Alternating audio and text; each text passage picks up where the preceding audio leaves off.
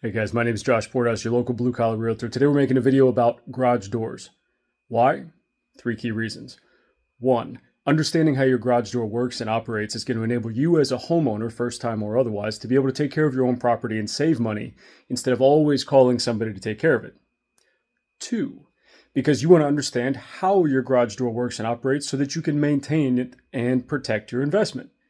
And 3, because if you're getting ready to sell your house or list your house, in addition to calling a licensed Florida realtor like myself, you can also look at your garage door and decide, do we need to get somebody to service this? Can we fix it ourselves? Is there a broken piece or a part we need to repair or replace before we actually list it and put it on the market? So, without further ado, let's get into it.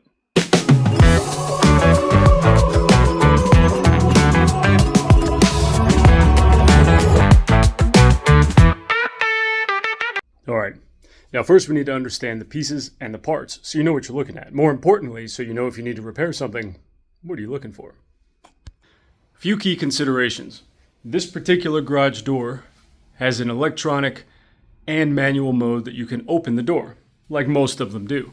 Now, this particular emergency cord here is how you're going to release this carriage, which is locking this arm and then your garage door into the actual belt, or in this case, chain drive that connects to your electronic opener. Now, the motor is in here.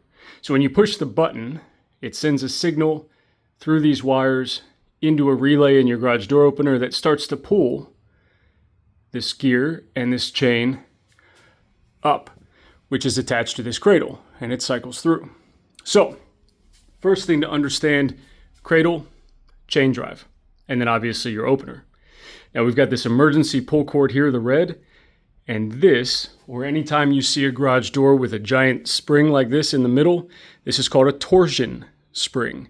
And what this does is it works to balance the load along this rail up at the top, all the way across your garage door so that the door stays level as it opens, as opposed to these panels coming up at an angle.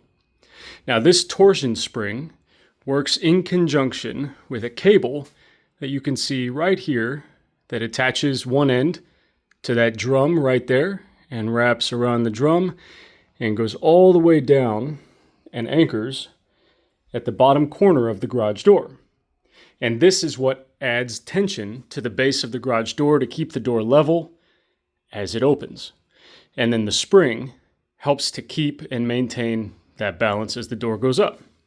Now, we talked about the cable, we talked about the drum, and we talked about the door itself. These sections of the garage door, these rows of, in this case, aluminum, they could be fiberglass or whatever else, those are your garage door panels.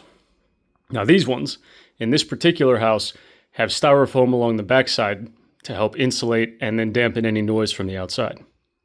What you also have are these pieces here and here, connecting all of your panels. These are your garage door hinges.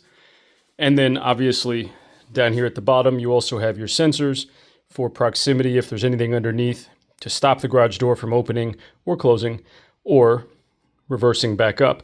And then these are your garage door locks. Okay? The only other piece we haven't discussed is right here that your rollers, these wheels, fit into. That channel is called your rail system. See here? Now that we've got that all out of the way, let's talk about what you can do for maintenance. Now, what you want to ensure is that this roller channel inside your rails, 1, stays clean.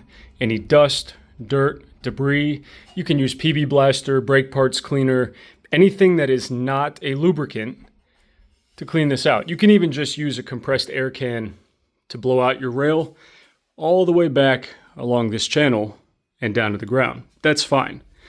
The rollers don't require a whole lot of maintenance, but you want to make sure that they spin because there's no weight on them right now, so they're going to be able to move. That's fine. That'll account for any flex as your garage door goes up and down, but you do want to make sure that the wheel, the roller itself, is not chipped or worn or broken.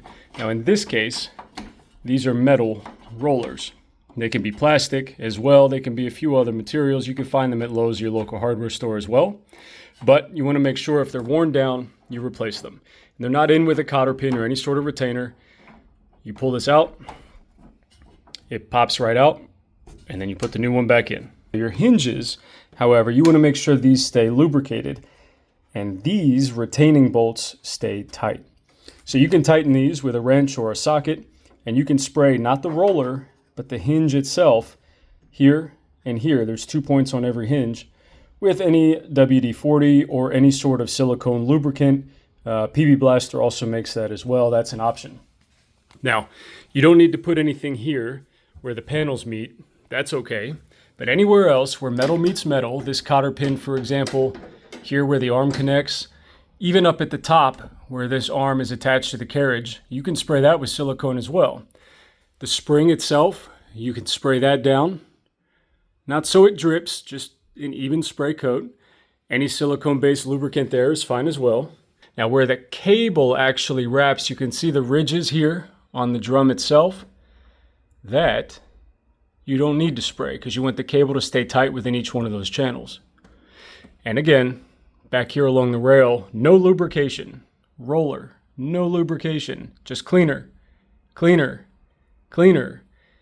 Hinges here and here, lubrication. You can do this quarterly, even once a year, and be okay depending on your environment. If you have any more questions, you want to know more about maintaining your garage door or our blue collar approach to real estate, track me down at Porthouse Tampa Bay Realtor anywhere you prefer to have social, or bluecollarhomegroup.com. Select contact us, and that'll get you directly in touch with me. We'll talk about listing your home. We'll talk about pre-listing audits. And obviously, if you want to purchase, we'll talk about considerations that you can look for when you're purchasing your next home to protect your investment and obviously to secure your livelihood and thrive here in the greater Tampa Bay area. But until next time, I'm Josh Porthouse, your local blue collar realtor. See you later.